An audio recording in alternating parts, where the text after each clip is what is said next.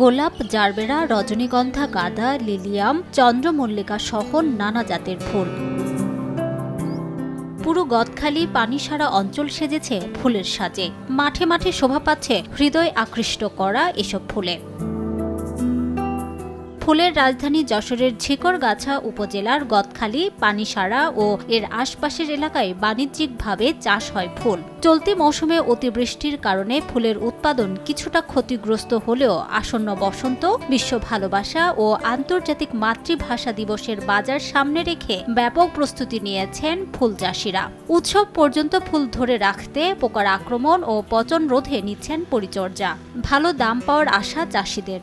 সামনের দিনগুলোতে মনে হয় আমরা একটা ভালো দাম পাবো। আমি আশা করছি আমি ৫ থেকে ৬ লাখ টাকার ফুল বিক্রি করতে পারবো ইনশাআল্লাহ। প্রায় ৩ থেকে ৪ লাখ টাকা এই বছর খরচ হয়েছে এবং আমার টার্গেট আছে, আশা করি ৮ থেকে ১০ লক্ষ টাকা ফুল বেচতে পারবো। অনুষ্ঠানটা উপলক্ষে যে টাকাটা আসে বা যে টাকাটা আমরা পাই, এই টাকাটা হয়তো আমাদের লাভের দিকে একটু আগায় নিয়ে যায়। আসন্ন ৩ দিবসকে ঘিরে অন্তত ১০০ কোটি টাকার ফুল বিক্রি হবে আশা ফুল ব্যবসায়ীদের। ১৪ ফেব্রুয়ারি, ২১ ফেব্রুয়ারি, পয়লা ফাল্গুন এই কেন্দ্র করে আমাদের এখানে চাষিরা যে পরিমাণ মাঠে ফুল মজুদ আছে, উৎপাদন খুব ভালো হয়।